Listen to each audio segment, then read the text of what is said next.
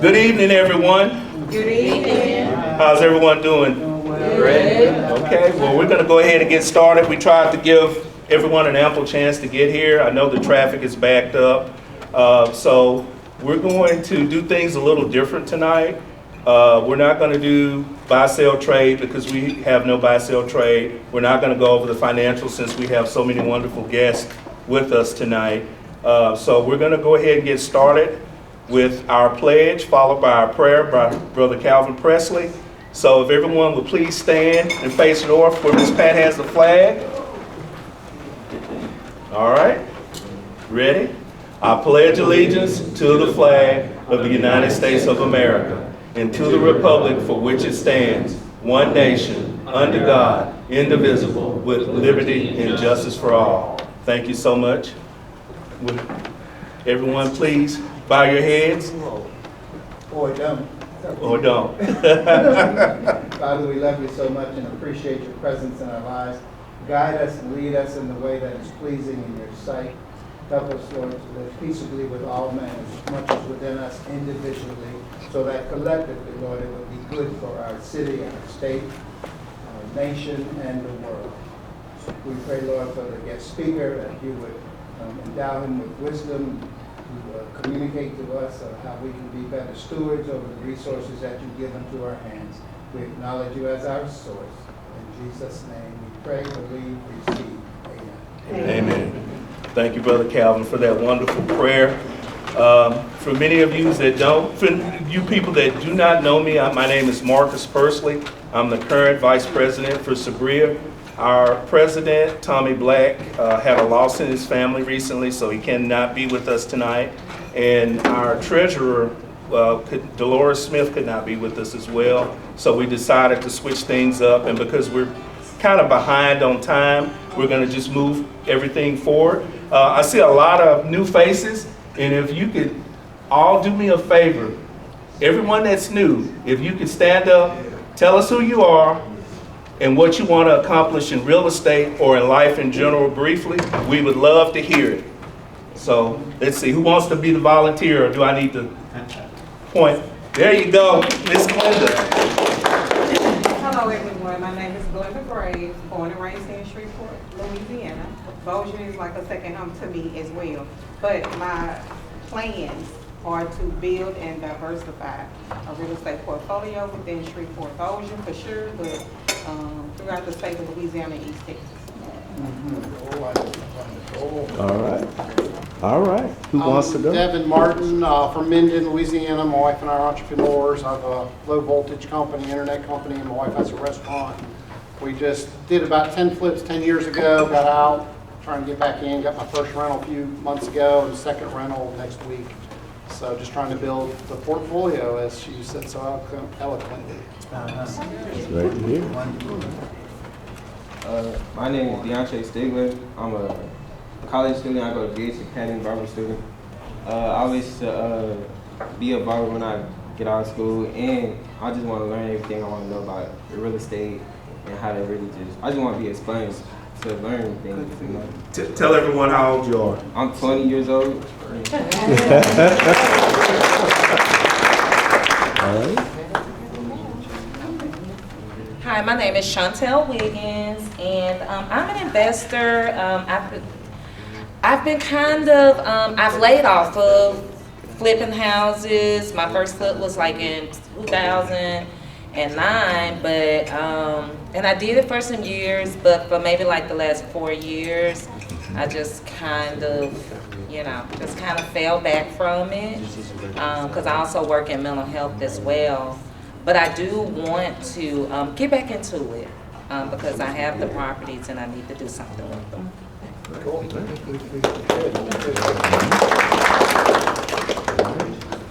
We have any more volunteers? I know your son, he's ordering, so we'll skip him. Does anyone else want to go real quick? Okay. All right.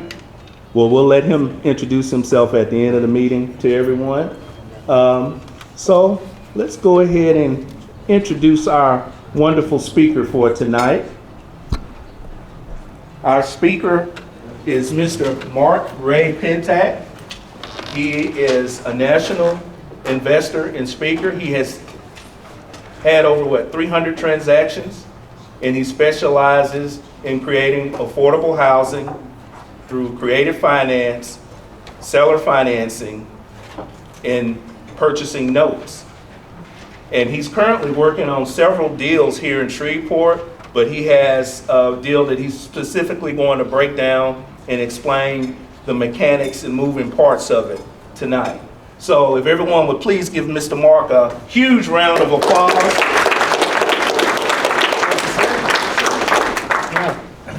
Just so I know, the camera's over here to get my good side, right? Yeah, I If got I'm you. looking over here a little bit too much, you'll forgive me here. In any case, now, once again, how many people are here for the first time? All right, let me tell you, you ready for the secret of real estate?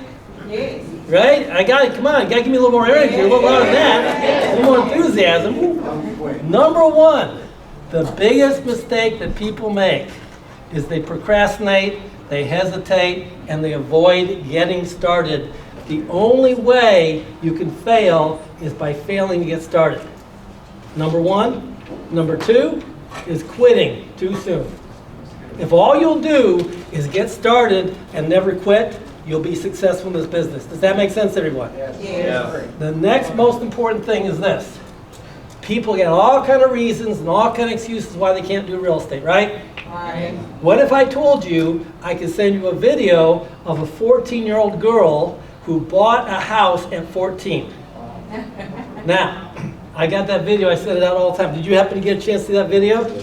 This young man, he's 20 years old. I met him across the street earlier today. I had hair and a beard then. Which reminds me of you gotta laugh, gotta have fun, gotta laugh at yourself. You know what they say about bald men? Well, men balding in front are thinkers, men balding in back are sexy, and those of us balding all the way across, we just think we're sexy. One of my favorite ones. So you gotta have fun, you gotta laugh, you gotta meet people. The biggest problem I had when I started is I was afraid. Anybody relate to fear? I was afraid of making a mistake. I was afraid of not having money or having credit or having somebody else's money or credit and screwing up and losing money. Here's the deal. How many of you have ever had a baby or a child? How many parents we got? Okay. Now, we don't want to exclude anybody. How many of you have ever been a child or a baby before? We want to include everybody in the group. Now, if you remember, when you were much younger, there's this thing called shoelaces. Remember shoelaces, tying shoelaces? Now, here's the funny thing about shoelaces. There's 4 levels of awareness. Level number 1, you're a baby, and you don't know that you don't know. It's called unconscious incompetence. Everybody ever heard of that before? Right. You might be there in real estate right now, where you don't know what you don't know. That's called unconscious incompetence, but your parent comes and they take that shoelace and they do the magic and they tie it, and you're looking and you're a little kid and wow. And of course you want them to do it every time, right? So they go, no, you gotta learn. So eventually as you're focusing on that shoelace and learning how to tie that shoelace, your tongue is sticking out and you're having to think about it, you have to concentrate, and eventually you have what's called conscious competence, right? You know how to tie it, but you have to think about it, put some energy into it, don't you? And then, as you practice and practice and practice with repetition over time, what happens? You eventually have unconscious competence. What happens when you have unconscious competence? It's automatic. It's unconscious. You know how long you have to think about it. That right there, ladies and gentlemen, is the secret to success with money. That right there is the success to building wealth. That right there is the success of building relationships. People say to me all the time, do you have some expensive marketing campaign? I say, why would I want to do that? That's what all the newbies are doing. Why would I want to compete with the newbies, listen to gurus, and spend all this money? Yeah, but do you do foreclosures? Of course I do, absolutely. Well, how do you get them? I say, people refer them to me. Isn't a referral the best? Now, any of you ladies here that had babies before, if you are in a new town and you need a pediatrician, you need a doctor, do you want to look on the internet, or would you rather call a girlfriend or a fellow mom and say, who do you recommend? What are you going to do? You're going to ask for a referral recommendation. Now, I hear people say all the time, oh, there's so much competition in real estate. And there is some competition. But here's the funny thing. I go to these meetings all over the country. 90% of the people sitting in the audience are not doing anything. There's a small handful of about 5% of us that are getting all the deals. Because we're the ones that have the confidence to take the action to do what's required. And people say to me, well, but why would you go to those meetings and they're not even paying you? And, well, okay, I got a free dinner. I'll take it. So they say, but aren't you making money doing this? Well, here's how I make my money. Number one, there's somebody in the audience that hears me speak, and they say, this guy sounds like he might have some experience in what he's doing.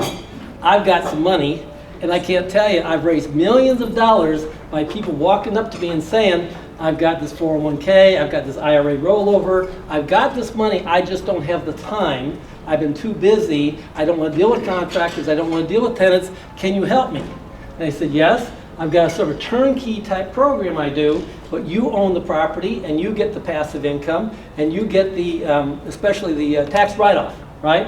And there's ways of doing things where the number one excuse people have is, I don't have the time. The number two excuse people have is, I don't have the money. I've done it all without using very little of my time or money. But you gotta think differently. What do you gotta do differently? You gotta think differently, which brings me to my little handout here. Let me see, where did I, oh, there it is, okay. Pay attention where I'm going. So just going down the list here, I like to call this, how to become a full-time real estate investor in 2 to 5 years. Is there anybody interested in being able to quit your job? Anybody interested in being able to go full-time in the next 2 to 5 years? Do you believe, here's step one, do you believe it could be possible? Yes. It could be possible, right? Now, the first thing that needs to change in order for it to be possible is you have to change your thinking and you have to believe it's possible, because if you don't believe it, you're not going to follow through with the action. Agreed? So 2 to 5 years. I'm going to give you a specific before I'm done tonight how I've done it and helped other people do that in 2 to 5 years. So first part of it is it might not be what you think, so I'm going to ask you some questions to think. So question one, how long have you been a real estate investor? So who's willing to share here briefly? How long have you been a real estate investor? Someone volunteer. How long?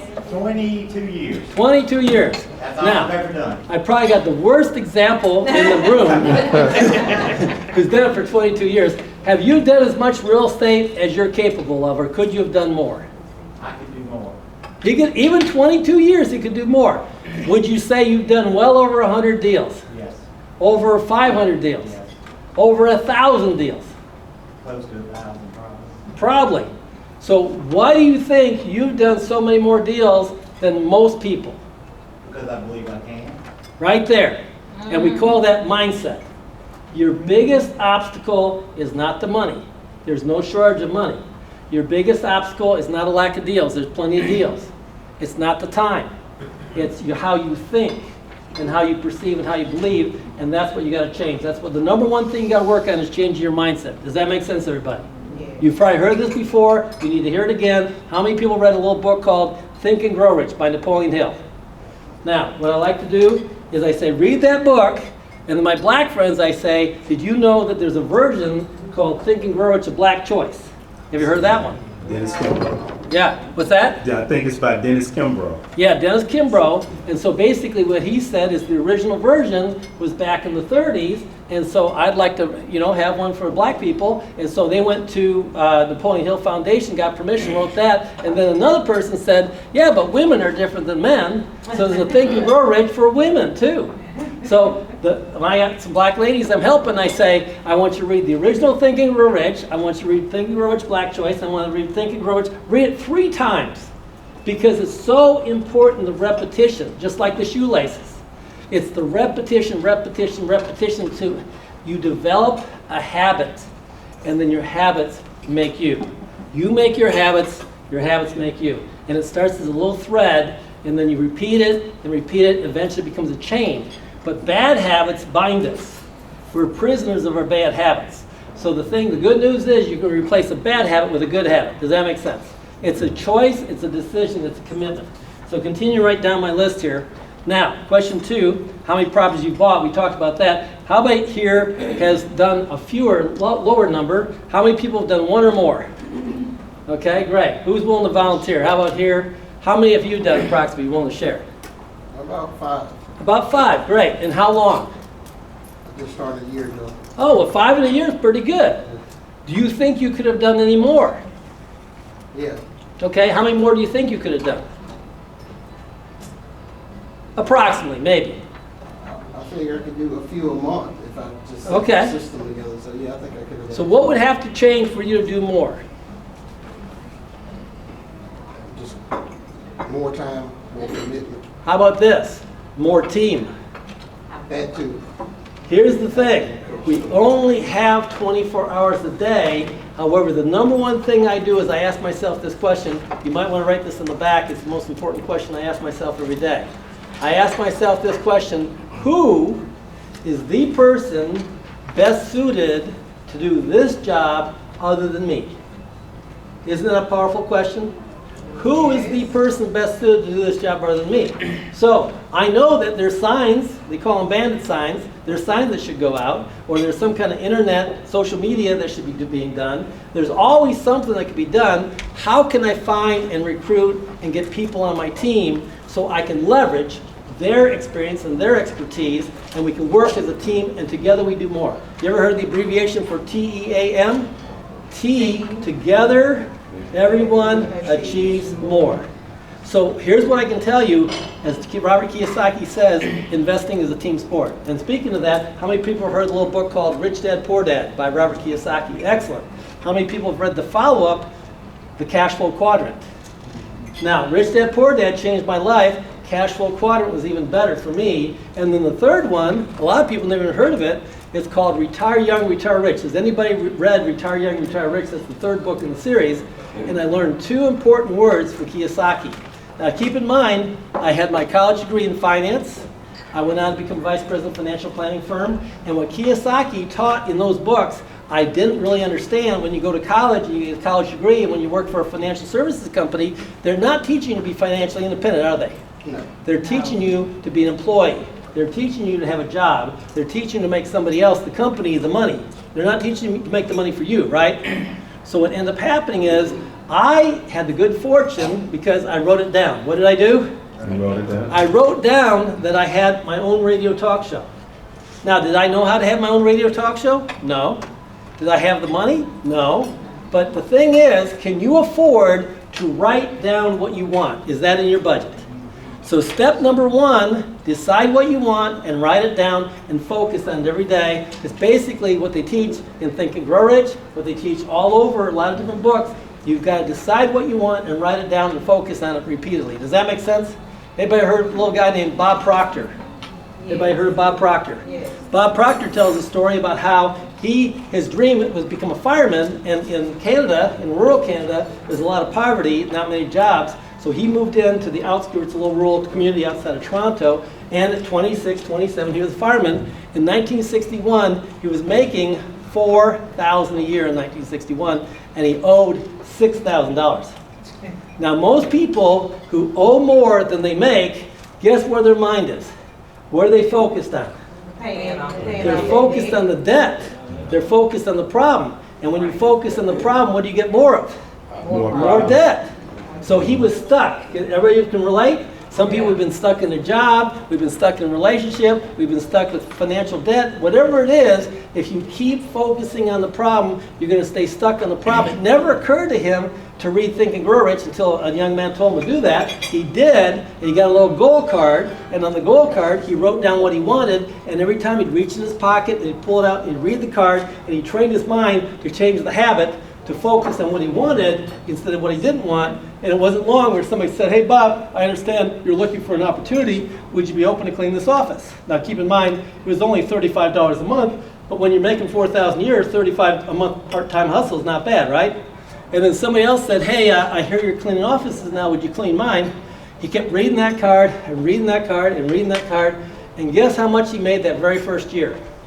Anybody want to venture a guess? Anybody heard the story?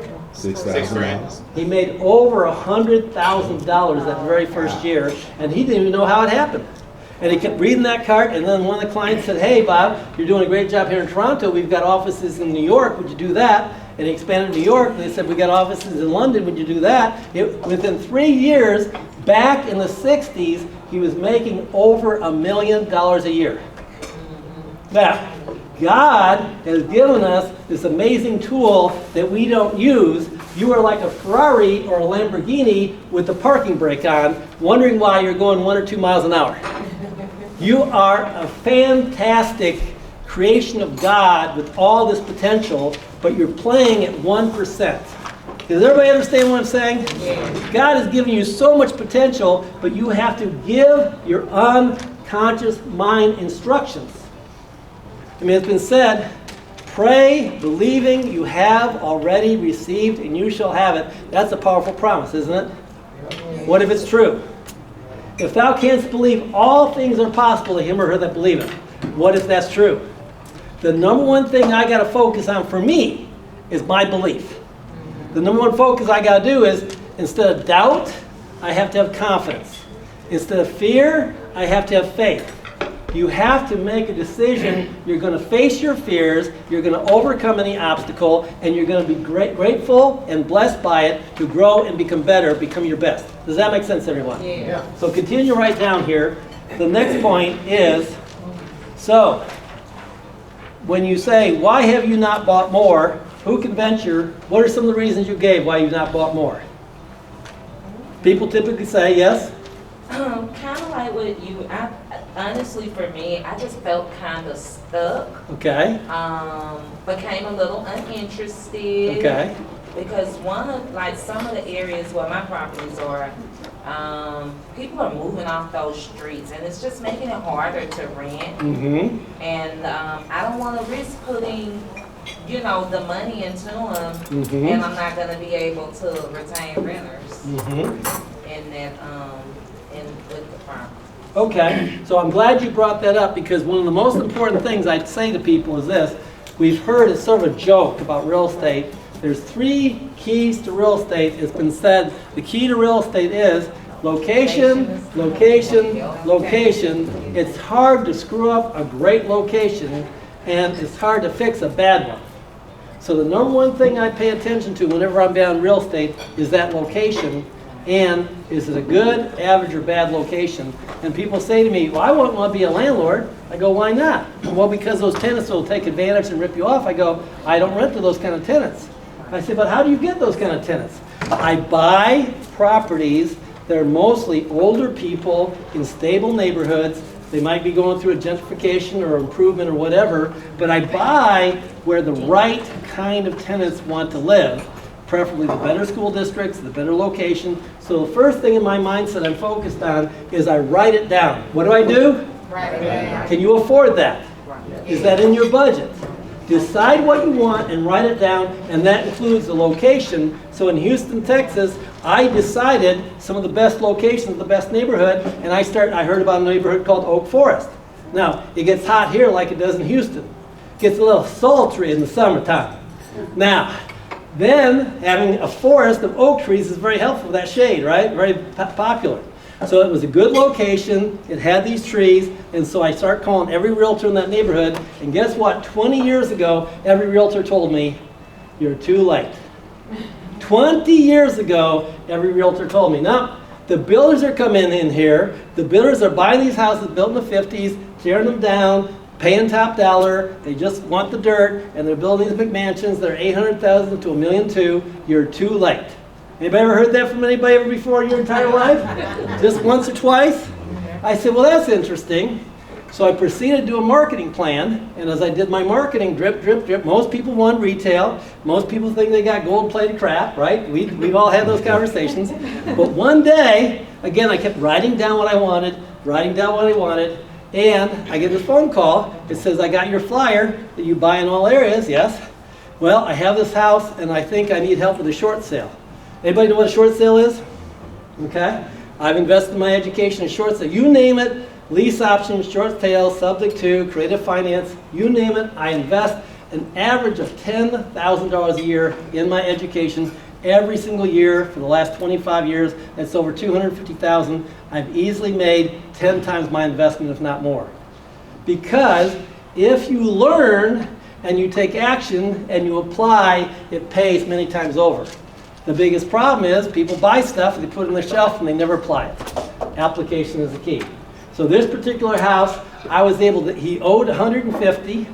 I was able, and it had mold. I'll never forget on the phone call. I'm talking to him, and I said, well, tell me about the problem. Well, there's a roof leak. Really? I start to drool. Is there any, what kind of problem? Well, I got mold. Mold?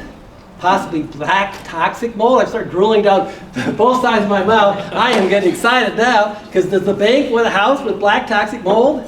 Heck no. And can you get the guys that have the hazmat suits and, you know, like a space outfit type thing, and they're going to go ahead? What kind of bid are you going to get from the most expensive place? High. That's what I'm looking for. So they gave me like an $80,000 bid, and I used that, and I offered $60,000. What do you, when the bank is owed $150 and I offer $60, what do you think the bank says? Go to you know where? Heck no. And they said we got to have at least 100, and we went back and forth. I got that house for $80,000. Now, not only did I get the house in $80,000, where all the realtors told me, you're too late, you can't do it, not possible. But then on top of that, I had a private lender. Anybody ever used a private lender before? The private lender loaned me 100% of the money, $100,000 at 8%. Now this is a few years ago. 8%, I was happy to pay it. And I bought for 80, rehab for 20, was all in for 100. I ended up selling that house 20 years, well, a little bit under 20 years later, for just over $300,000 to a builder who tore it down. And the 20, I didn't put too much into it because I knew this was a tear down, but I kept it rented to a good tenant the whole time, played like, I mean, he'd still be there if I let him. But at some point, those property taxes in Texas, they went from about, what were they? 1,800 to about 3,200 to about 4,300. And when I sold that house, I think the property taxes were approaching $14,000 just in property taxes. And I go, you know what? I think I'm just going to sell and take the money. But here's the other thing. Did you know you can take that profit tax-free? Would that be a nice little tip? Yeah. So what I did is, Section 121 of the IRS tax code, if you have trouble sleeping at night, you just break out the IRS tax code and start reading, you'll doze right off. 121 of the IRS tax code, on your personal residence, if you live there for 2 out of the last 5 years, you can take up to $250,000 tax-free every 2 years, up to $500,000 per couple. Now, does anybody would like to know here in like less than 5 minutes how to become a tax-free millionaire in the next 4 years? Anybody interested? Yes. All right. So I know a couple, and of course they were pretty aggressive, they're pretty savvy, they did this. They found a prime piece of land at an intersection that they knew would be perfect for McDonald's or a Starbucks. It was in the path of growth, and they found this great piece of property, and they paid pretty much close to retail for it. Isn't that crazy? Can you believe that? And this prime piece of real estate, they put a mobile home on it, and they moved in, and they lived there as their personal residence. And then what they did is they got help to divide up that property, and like a Walmart or something bought it, and they made $500,000 on that intersection in 2 years. But they've been living there, and it's $250 per person, and they've been living there as their personal residence. So the $500,000 was tax-free, and then they went and did it again, and in 2 more years, in 4 years, $500,000, they made $1 million tax-free in 4 years, and they said, well, we think we're done for now. $1 million tax-free, and they took a little time off to travel and have fun. But if you make a commitment, you make a what? Commitment. You make a decision, you make a what? Decision. To be consistent, to be what? Consistent. Consistent. How do you learn to tie shoelaces?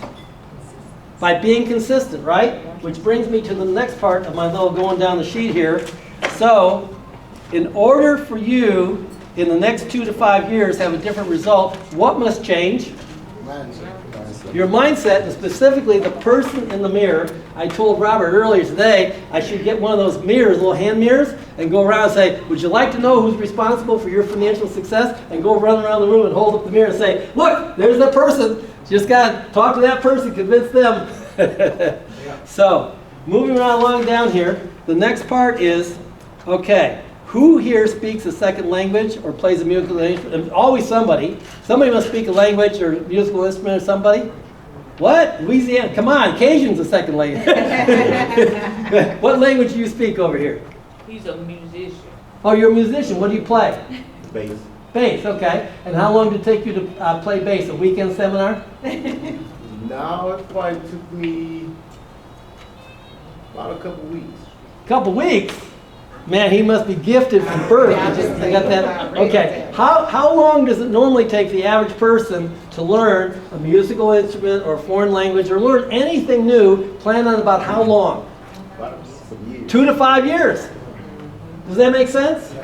But you have to make a decision that you value that, right? You have to make it a priority, right?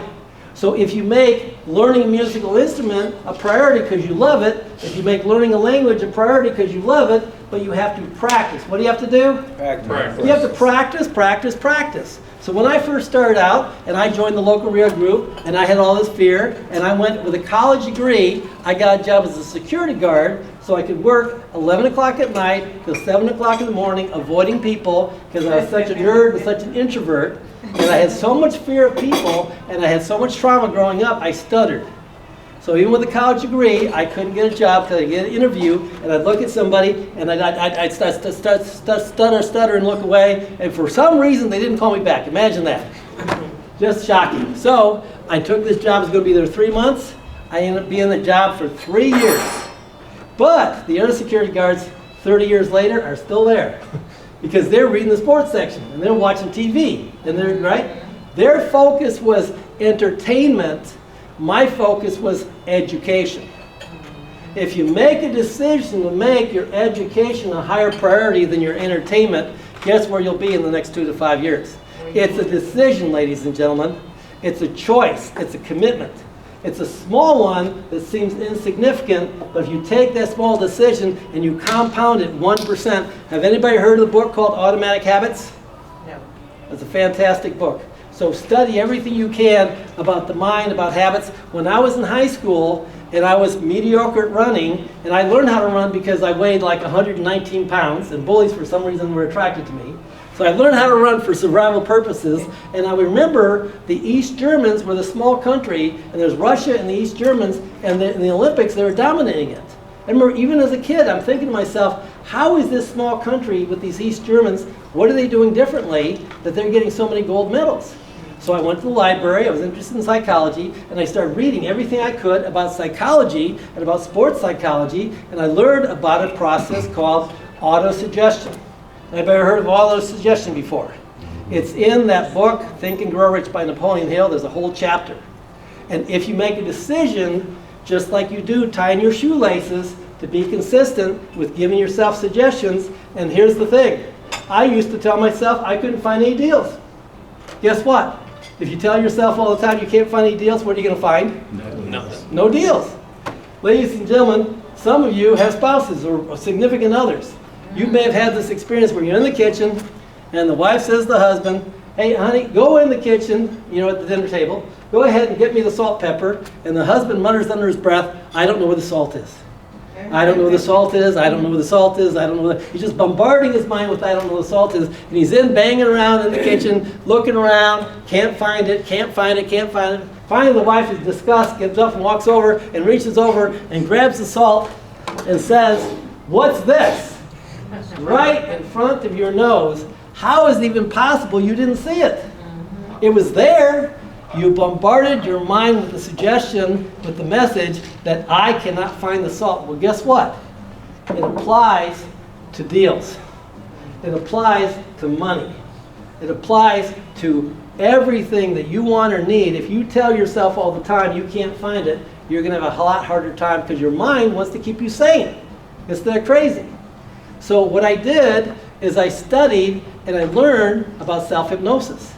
And I learned about having a pillow speaker and a timer and a cassette tape, and I wrote down a whole script of exactly how I wanted things to be.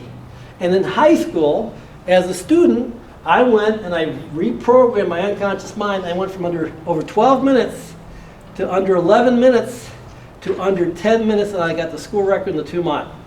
And I figured this out in high school.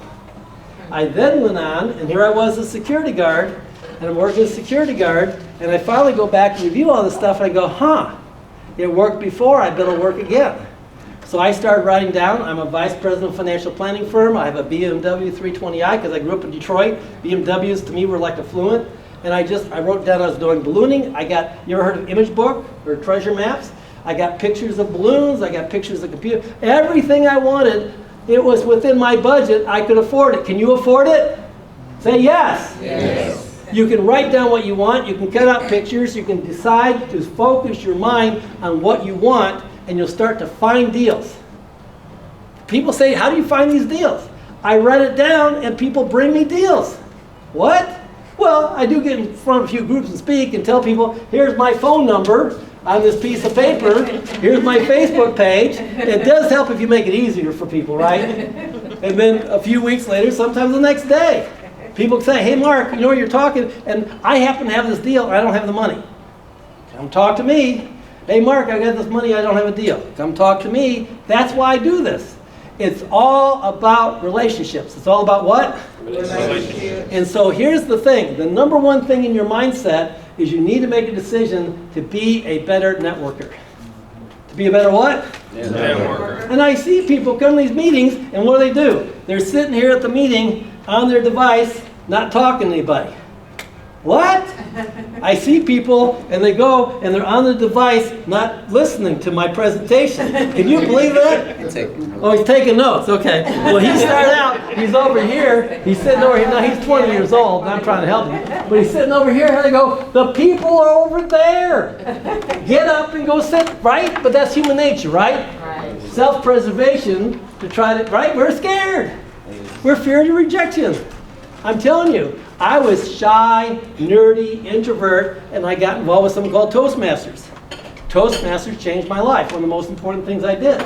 So I constantly sought out personal development. Anybody heard of a guy named Zig Ziglar? Yes. Ever heard of Zig Ziglar? Somebody told me as I'm working as a security guard, you need to read Zig Ziglar. So Zig had a great book called Born to Win. So I'm there as a security guard. I had no money, so I went to the library, got the library card, free book, reading the book at night. I started reading a book a week.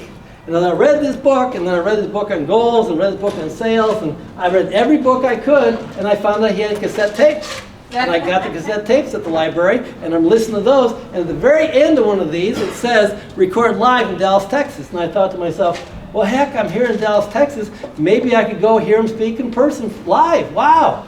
So I went from not even knowing who this guy was, to reading every book I could find, to listening to every cassette tape I could find, to I'm there shaking hands with this author and this top motivational speaker, looking him in the eyes, shaking his hands, having him autograph my book.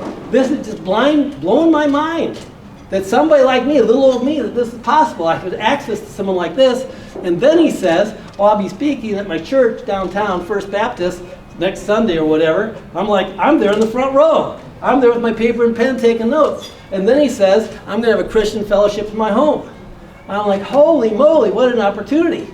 So I was there at his home, and he showed us around in a small group, maybe 20 of us. We had chairs set up, introduced to his wife, the redhead, showed us where he wrote his book. This was in the Bent Tree Polo and Country Club.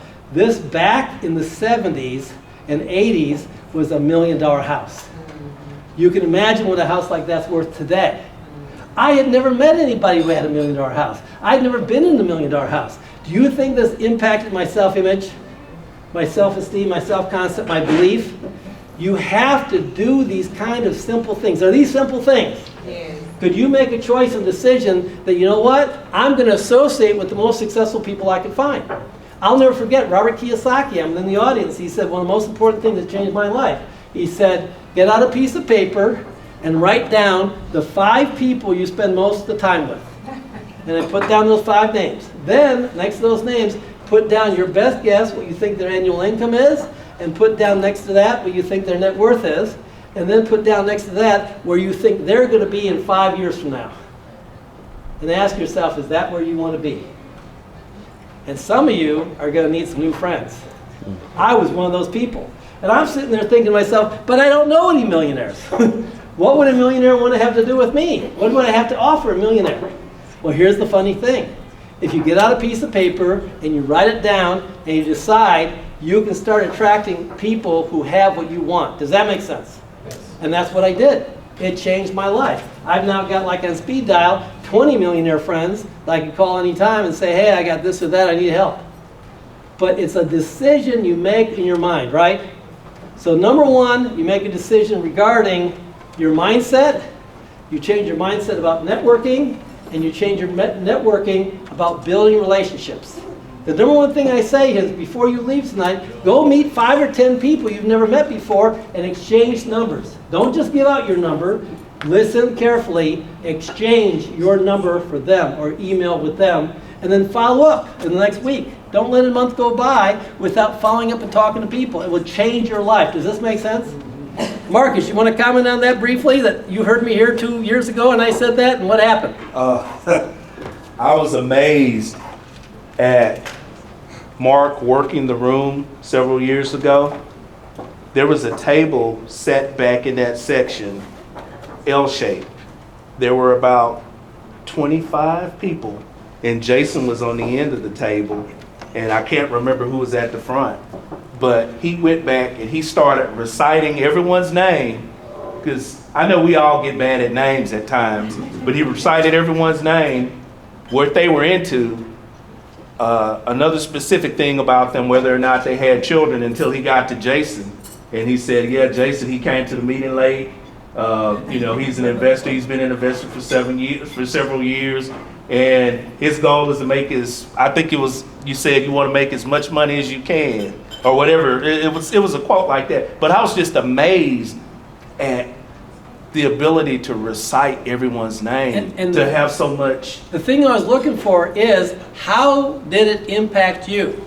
What did you do differently that's got you where you are today from hearing my talk 2 years ago, or whenever it was? Well, for one thing, it's made me more communicative with people, to go talk a little bit more. I like to talk, but then I get in lulls where I'm like, I don't feel like it.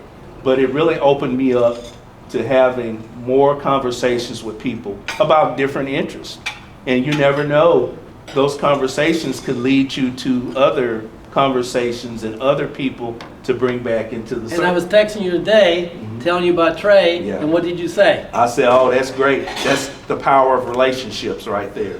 You made a relationship today, and you're bringing this young man on to live out his dreams. And literally every day, thank you so much, Marcus, appreciate it. Give a little applause support here. So that's the thing I'm telling you, I was an introvert. I was shy. I stuttered. I made a decision that I could grow. I made a decision I could be better. Anybody heard by the name of Jim Rohn, R-O-H-N? So Jim Rohn's my #1 mentor. I traveled around the country promoting and speaking and filling auditoriums and events with him. And so there's so many things I recommend. R-O-H-N, Jim Rohn. Look up any videos he has. So continuing down here, so in order to be successful, it took a decision, it took a commitment, number 8, and you had to be consistent, right? So number 9, how many of you would like to be physically fit? Now we've all said, oh yeah, I'd like to be physically fit, and I say, great, what's it gonna take? I'll see you tomorrow morning at the gym at 5 a.m. You're like, oh, 5 a.m., that's awfully early. Sweat, I don't know, I don't really like to sweat. That's reality, right? The key is you have to be willing to get outside your comfort zone. Now, this is the part where I like to have everybody play along. So everybody's willing with me. I'm going to move up over here a little bit. Take your arms, the best of your ability, play along to get the most out of the exercise, and cross your arms the way you normally would. And as you cross your arms, notice how it feels the way you normally cross your arms, right? And as you cross your arms the way you normally cross your arms, now reverse it and cross it the opposite way. And notice what happens when you cross it the opposite way. What do you feel? Uncomfortable, unfamiliar, and what do you want to do? You want to put it back the way it was. Guess what? That's what it's like to be a real estate investor. You're going to have to be uncomfortable if you're going to be a successful real estate investor. You're going to have to get outside your comfort zone and do things and say things and be things you've never been before, right? Here's another one I like just to try at home again. Take your hand, put it out in front of you, and cross your fingers, interlace, and put one thumb over the top like you normally do. And notice how that feels. And then you notice how you normally do it, how it feels. And now take it and reverse it, where you put the fingers interlaced the other way and the thumb over the other way. And how does that feel? Weird. No, I want to go back to what's familiar and comfortable, called broke. Oh, excuse me, sorry about that. I didn't mean to get too personal. You see, how you know you're on track is you're going to be feeling uncomfortable. it's going to be feeling strange. It's going to be feeling uncomfortable. I had to push myself out of my comfort zone to go from being identifying in my mind as an introvert to somebody who I fear no one. I'll talk to anyone, anywhere, anytime. And I'll never forget, I had this friend, we were at this big event, and it was like the hottest girl at the thing. It was a big, Bob Proctor event, matter of fact, in Houston. And we're looking around, I go, wow, look at that woman over there. She's incredible studying. And he goes, you know her? I go, no, but I'm about to. He said, what? I said, watch me. So I walk over there, I get her card, I come back. He said, you walked right up like you knew her. Yeah, that's how you do it. But you got her card, you got her number. Yeah? He said, well, that was amazing. No, it was a decision. Right? Yeah. Right. Here's the thing. Most of you, if I told you there's somebody who's successful, who has money, who could help you, and I say go talk to him, what would most people normally do? Oh, I don't know. I'm not really comfortable with that. Let's go home. Let's go talk to somebody I know. That's what's costing you $1 million, not being willing to get out of your comfort zone and do what you've never done before. Does that make sense? Yes. This, I'm telling you, as simple as this is, this changed my life and made me millions of dollars. Now, so the next thing, following thing. So do you know what you need to do to be financially fit? You do. The question is it more important than eating delicious food? So could you do both? Yes. Could you eat well, and could you exercise? And does it have to be like your diet? No, in our mind, the biggest thing in our mind is like, oh, it's so painful, it's so difficult. Well, as long as you're representing it that way, you're not going to do what you need to do. So finishing up here, so honestly, what really needs to change? So honestly, what needs to change? Who can tell me? The person in the mirror. Yes, go ahead. Efficiency. My efficiency in my operations and what I do. Right. I'm already working as much as I can, but I've reached a point where I'm stagnant. I've got to get more efficient with all my tasks. Right. So you can make a decision to put processes, to put people, to delegate, to outsource, to hire other people. There's things. So most of the time, we know what we need to do. We just don't do what we know. Does that make sense, everybody? Which brings me to the final part here of, consider this, problems are opportunities. Now, who can give me a list of the current problems that real estate agents or in the media, what are the perceived problems in the real estate market currently? Who can tell me? Nice and loud. High interest rates. High interest rates. That's an opportunity. Hallelujah. I love it. Why do I love high interest rates? Less competition. What happens is all those homeowners who are having an easy time selling at 3 or 4%, what happens when the interest rates are 7 and 8? The market slows down. And when the market slows down and somebody needs to sell, what happens? I can bring in my creative real estate solution. How many people here have heard of a concept called subject to? And how many people are like, subject to, what's that? Never heard of it. All right. So let me explain briefly subject to. It's a very powerful tool. So I could do a whole weekend just on subject to, but the short answer is I got one right now here that we were talking about earlier. The lady, it was again a referral to me. The lady's right here. Robert and I went over and looked at the house. The lady owes about $34,000. Her interest rate is 3.65. Now, how much money would you like to borrow at 3.65? Anyone? As much as I can. As much as you can. Here's how you do it. You take over other people's existing loans. Now, so she's got that loan, and she'd like to get $55,000, but Robert and I looked around, and the kitchen's okay, it's livable, it's rentable, but to be really updated to full ARV, we'd have to update the kitchen, update the bathroom, there's the eaves all around the house, there's the fence. So the total would potentially be about $20,000 to fix everything. Is that something we should point out to the seller? Absolutely, of course. So basically, I could say, well, here's the deal.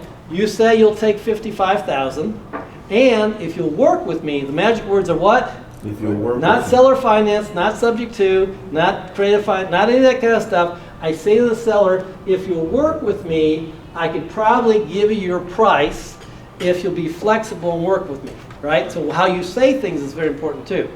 So in having this conversation with her, when we had the initial conversation on Sunday, we're following up with her. But basically I say, here's what I can do, ma'am. I can give you $5,000 now. I can give you a little bit of money every month. And then I found out that she wants to go and move out and go rent a townhouse for a little while, and in 3 to 5 years buy a house. So I said, okay, and then we can get the rest of the money when it's time to buy the next house. So everything needs to be structured for the advantage of the seller, of course. Does that make sense, right? So it'd be advantageous. Now, if she says, well, what about cash? I say, well, maybe we can pay you 45 cash. Which do you think most people would rather have? 45 or 55? 55. 55, especially if I show them the combination of added up all that together. And here's the other thing. Somebody gets cash in their hands, what happens to that cash?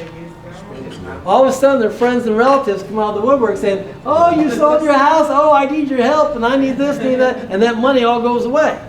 So I'm educating her on how it's advantageous to not get too much money and get the rest of the money in the future so she'll have the money to buy that next house. Does that make sense? I haven't said that when it's time, I could probably help you get a better deal and get in that house. So you want to build that relationship. What did I say? You want to build the what? Relationship. You see how powerful that is. I had a guy today. I saw his post on Facebook.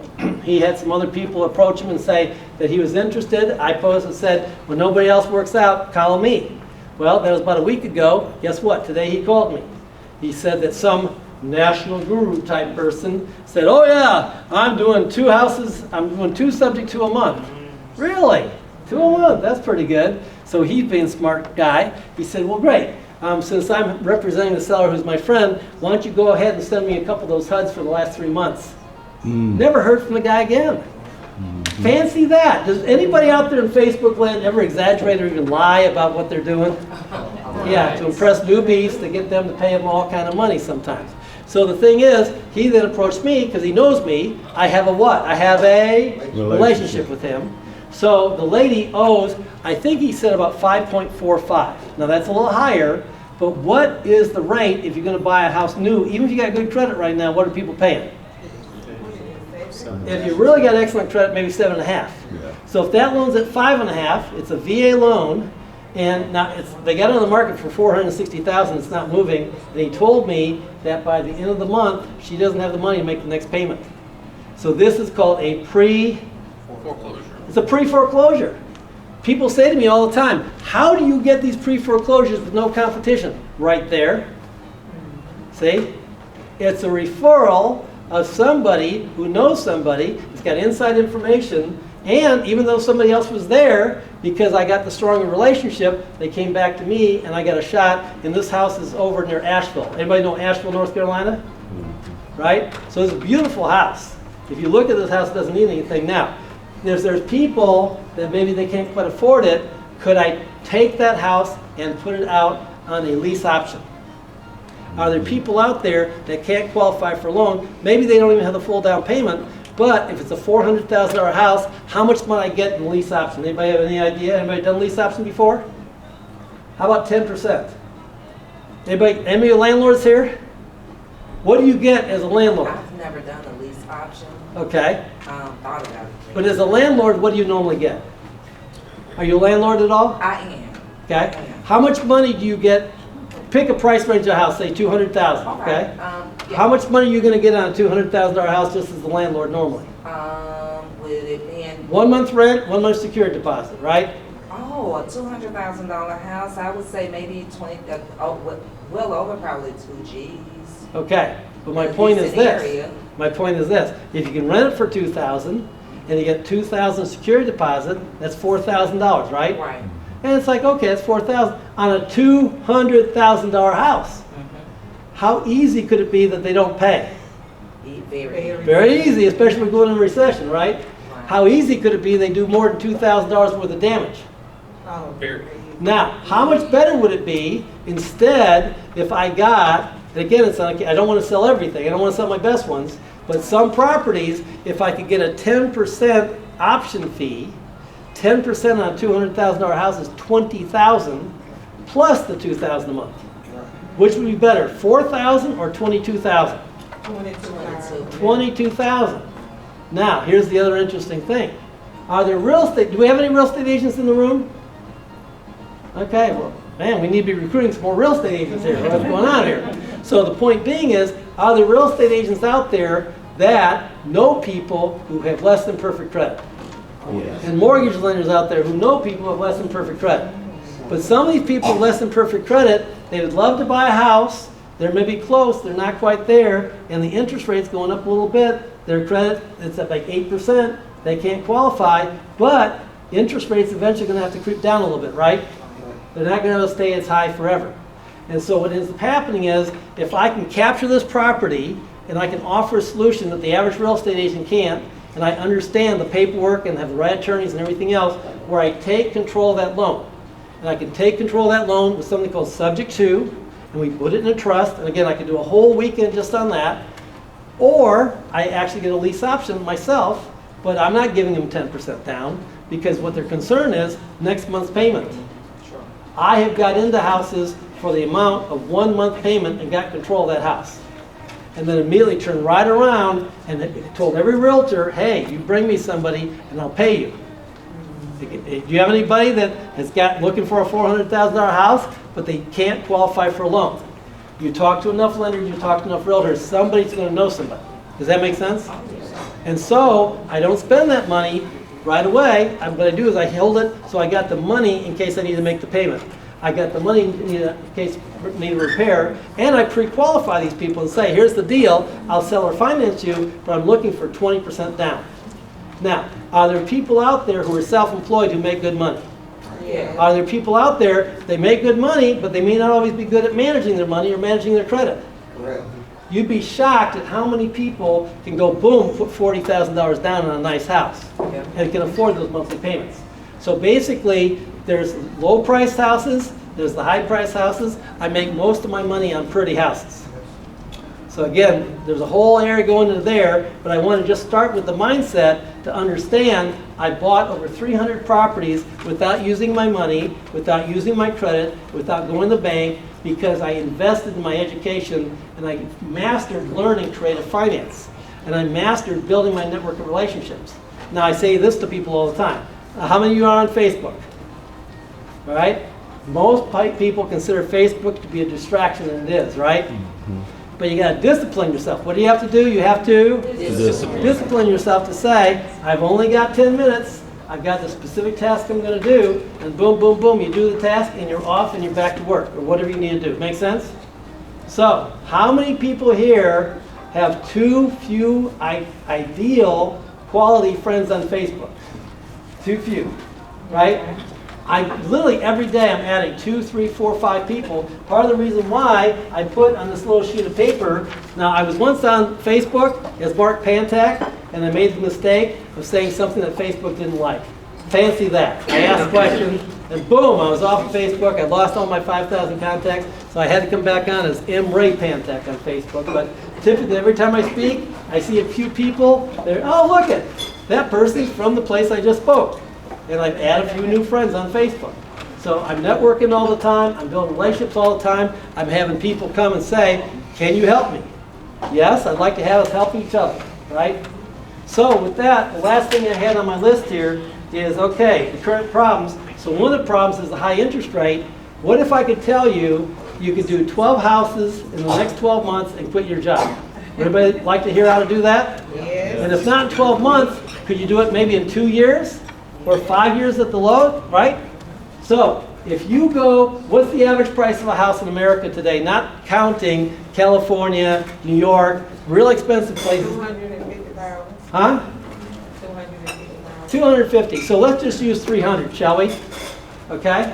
Are there plenty of $300,000 houses that are nice houses, that are nice neighborhoods, that are pretty houses? Are there plenty of those houses? Yes. Did some of those houses get loans in the last 2 or 3 years that were at 3, 4%? I had a young man, only 21 years old. A young man, 21 years old. I've got a group in Minneapolis, and he reached out to me. He said, hey, I'd like to learn about real estate and real estate investing. Can you help me? I said, maybe. Let me ask you a few questions. I said, number one, are you married or single? He said, married. I said, well, I didn't get you soon enough. I tried to have you hold that off just a little bit longer. Nothing wrong with getting married. Just young people get married so early, and then what happens is things change as they grow, right? So I tell people, try to hold off a little bit. Have a good relationship, but don't marry too soon, too quick. Next, I said, you got any kids? He said, not yet. I said, try to hold off on that, because once you get married and got the kids, all bets are off. The focus changes, right? I said, if I can get you to young enough, early enough, and get you to just buy one house a year, literally in 5 to 10 years, you could never have to work again. Think about that, right? How powerful that is. So bottom line, in his particular situation, I said, you got any money? He said, $10,000 cash. I said, you're 21 years old and $10,000? I sure wasn't anywhere like that. How the heck did you do that? He said, well, I work as a carpenter, okay? And I got the side hustle, I'm building a garage. What do they pay you? $45 an hour cash. I go, now I understand why you got $10,000 saved. Oh, wow. So he had good credit, he had savings, he had good income, he'd been on his job for 4 years. I helped him get a USDA loan. Anybody know what USDA stands for? Yes. What's the down payment on a USDA loan? 0.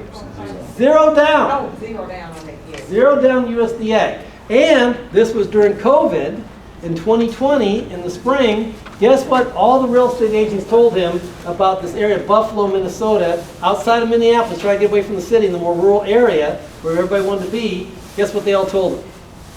There's nothing available, no inventory. If you can even find anything, a $250,000 house, plan on paying 10 to 20% higher. So you're paying like $300,000 for a $250,000 house, and you got to bring in the extra 50. Does that seem like an insurmountable obstacle, right? So I said, not a problem. He said, not a problem?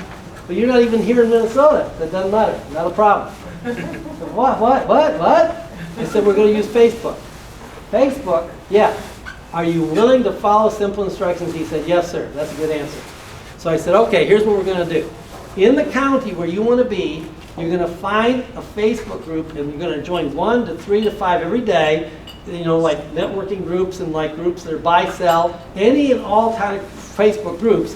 And then what you're going to do is you're going to put very strategic postings in there, not a sales one, but a strategic one. So here's what it sounded like. And we did various variations of this. And he joined over 30 groups. And he posted like every day. And here's what he said. I hope it's okay to post this. Young, newlywed, early 20s, looking to buy our first home. I'm a carpenter, have skills, we've got cash savings, we're pre-approved for a loan. Prefer a house that's older and dated, needs a little work, because we're looking to get in for a fair price, affordable. Realtors are okay, just please don't be pushy. Now, he posted that ad every day, and what do you think happened in the height of COVID? Did he get any responses? Only about 5 to 7.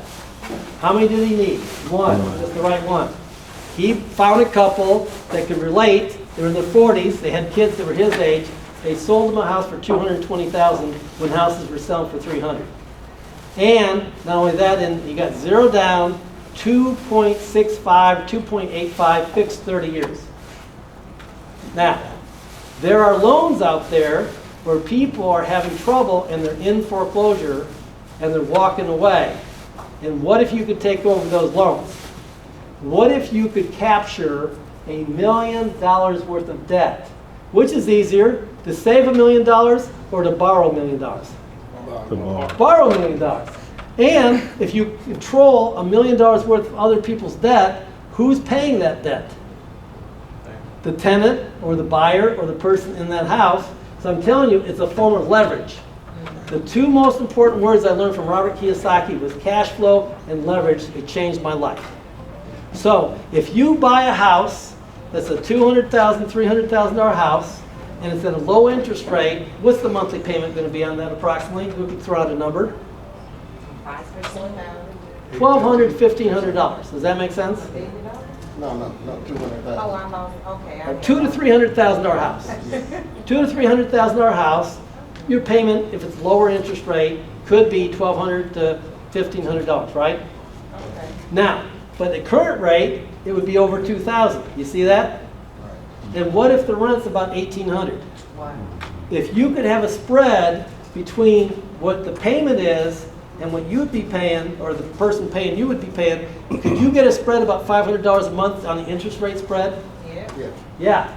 If you did that 10 times at $500 each, just buy it, turn around, wrap it at a higher number, resell it at slightly, you could even be below 8% or slightly below 7.5. How fast would that house go offering seller financing? Like that. You do that once a month for the next 10 months and average $500. That's 5 times 10, that's $5,000 a month. In the next 12 months, there are some of you in this room, you get $5,000 a month, $6,000 a month coming in, you could quit your job and go full time. Does that make sense? Yes. You see how simple that can be? Now, I've done this with lease options, I've done this with subject to, I've done this with seller finance. The key is, the problem is an opportunity. If you can get through your mind the mindset that the problem's an opportunity, I'm excited when interest rates go up and people can't sell and people can't buy. And now people are stuck with these houses and they're running out of time and they're getting into pre-foreclosure, and I can come in with my expertise and I can solve the problem. And that's why I'm out here speaking, because the next 2 to 5 years is a fantastic opportunity. And the best time of year to buy? October, November, December. Why? Why is the fourth quarter the best time to buy? All of this. A slow season. Who wants to move between Thanksgiving and Christmas? The house market slows down and some people are out of time and they got to sell, right? All right? So with that, let's wrap up here with a little Q&A. Do we have a few minutes? It's 8 o'clock. Yes, we do. We Okay. So let's give about 5-7 minutes of Q&A. Certainly somebody must have a question. I didn't cover everything. Who's willing to brag? Yes, they're over here. With subject to, are you planning for like a due on sale clause to ever affect you? I've never had a due on sale affect me in over 30 years. Can I tell you why? Please tell me why. Because number one, I've got educated on how to do it right. Okay. Now, you know how many billions and billions of dollars of loans out there are? Most of these servicing companies can barely keep up. Here's all the servicing company cares about. Number one, is there a check for the right amount coming in? Here, I challenge anybody just to test it. Take a check and have the writer of the check be Donald Duck, Mickey Mouse, or Goofy. And if you've got the right account number and the right address and the right amount, but it's coming from a Disney character, what's that servicer going to do with that check? Okay. Gotcha. They're going to cash it. Well, what about the due on sale clause? See, they're doing volume, so that's not what causes the problem. So the number one thing is, I had a young man, young black guy, that now he's got like 12 houses, most are free and clear. His income from his passive income is as equal or greater than his job. Every time they come, they're threatening to lay off, he just sort of smiles, sits back and smiles, like, go ahead. He doesn't care. But the thing is, the very first one he did, there's a little old lady that was like a librarian, and she had this house. She owed about 50, and so she wanted 60. And so basically I said, well, what's the 60? You know, she owed $10,000 in property tax. There were IRS, some kind of taxes she had to pay. So the house was worth 100, 120. So I was able to negotiate and structure it. And so what we did is we deeded it into a trust, a land trust, in her name. Now, why would we do that? There's a thing called the Garn-St. Germain Act. Write this down. Garn, G-A-R-N, St. Germain Act. And if you look it up, what it says is the one loophole, you're allowed to transfer a property into a trust for estate planning purposes. Okay? So basically, now that it's in the trust, we then have her assign the beneficial interest in the trust over to his LLC. And so basically, the trust is a private document. The only thing that appears on the deed is the name of the trust and the name of the trustee. And so then, and we change the insurance properly too. It's very important you do the insurance, because that's what triggers the problem, is the insurance is off. You gotta make sure. So we have the trust is an insured party.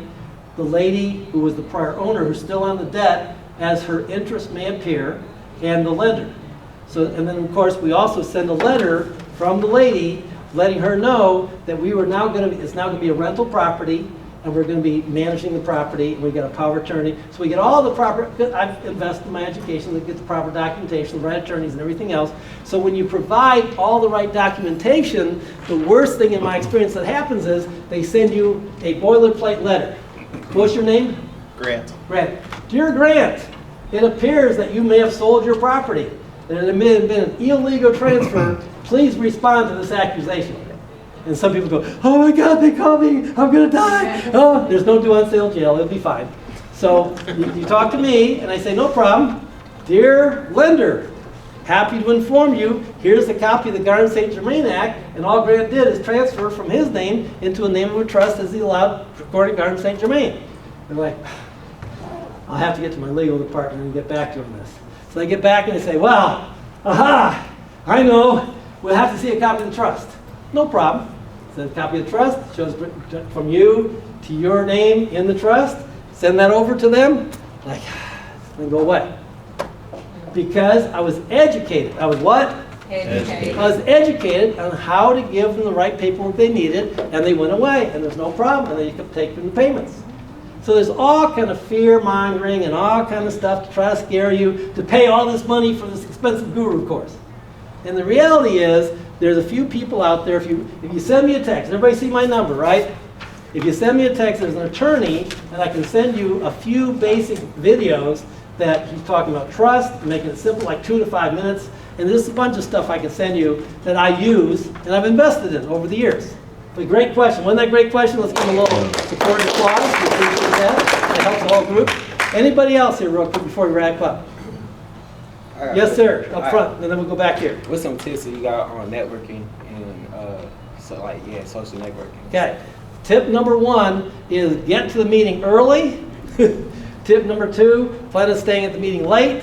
So be one of the first ones there, be one of the last ones to leave, and just so anybody has a question for defining what Robert will allow, I might have to get an Uber back. But Robert's my ride. I will stay here as long as I can, answer as many questions, and it gets to a certain point, I'll say, let's just exchange numbers, and I'm happy to talk and help some more, answer whatever questions I can. Plus, on the first of each month, well, the first Wednesday I do a free nationwide Zoom, and in there I'm facilitating networking and answering questions and all kind of stuff like that, because again, it helps me build my network. So the thing is, make a decision to be a leader. So I suggest you do, if you can, is number 1, join this group. Number 2, go to the leadership in the group and say, I'd like to volunteer. The number 1 thing that helped me grow in the REIA group in Houston that I was in is I volunteered. Now, when you volunteer, you become more visible. As you become more visible, everybody knows you, especially the experienced people who have money and deals and everything else. And now, you think if you're one of his volunteers, he's more likely to make time to help you? Yeah. What? Let me see, what's that called again? Right? It's pretty common sense. So focus on extending yourself, give. We've all had, you know, it gets actually cold here, right? Everybody have a stove? It's like, let me see, give me some heat and I'll put some wood in. No, that's not how it works. Put the wood in and it'll give you some heat. So be willing to be a giver. There's a fantastic book called The Go-Giver. All right, thank you. And then there's one buddy out here had a question or comment. Thought I heard somebody else out there. All right, well. All right. Well, you had some great points. I wrote a ton of notes, but the most important things, I just want to repeat this. You said the word write down 32 times. So he said write it down 32 times. Write down what you want through the power of auto-suggestion to get the desires of your heart. So whatever it is you want, no matter what it is, a better relationship with your partner, a better relationship with your coworkers, a better relationship with your family or in business, write it down, focus on that. Focus on what you write down, and things will come to pass. Correct? Can I ask why 32 times? Well, that's what he, I counted. Significance? that's what he No, I counted just how many counted. times I I counted said it 32 tonight. times. He said he may have said it more, but I had 32. Okay, I missed Yeah, so what he said is he was listening because he heard me last time, and one of the things I emphasized last time was relationship. This time I emphasized the importance of writing down what you want, and I could literally spend the whole evening telling story after story after story where I decided what I wanted, I wrote it down, and there were miraculous circumstances that came to me. I'll just give you a quick example, real quick one comes to mind.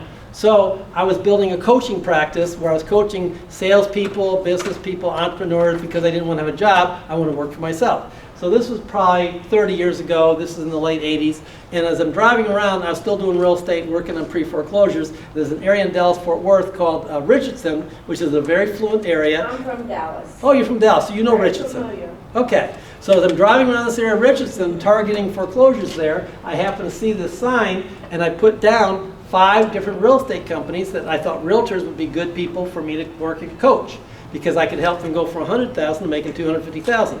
So as I'm driving around this area that was predominantly Vietnamese, because they got good school districts there, I happened to see this gentleman's name, Duke Nguyen.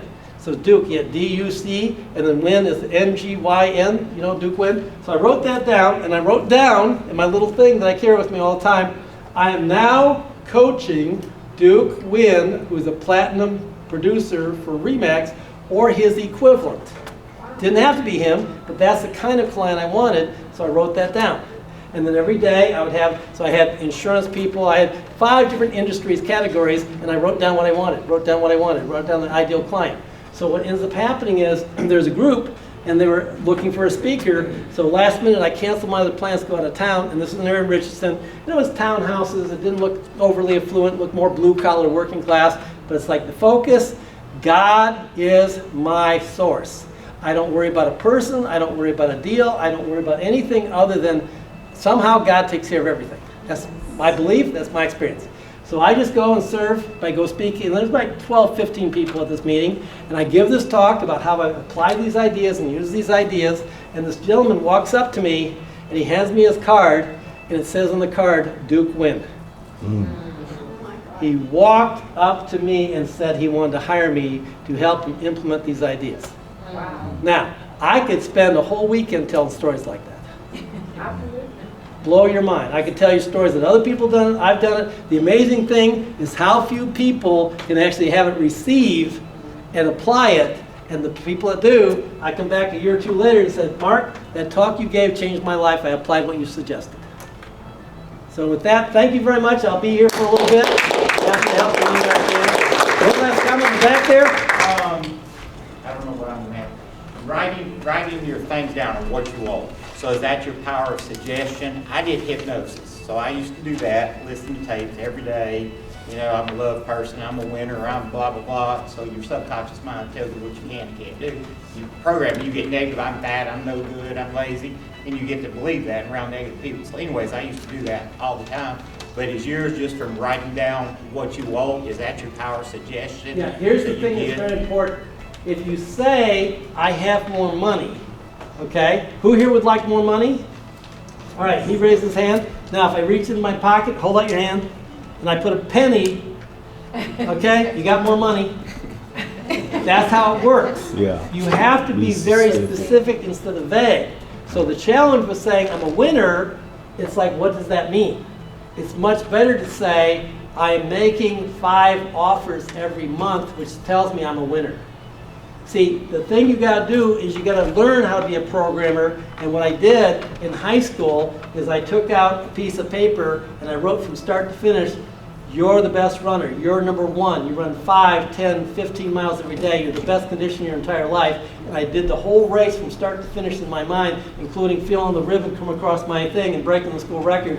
And I programmed on a cassette tape. It was an endless loop, 6-minute, let me see, 60-minute cassette tape, and I had 10 repetitions in an hour.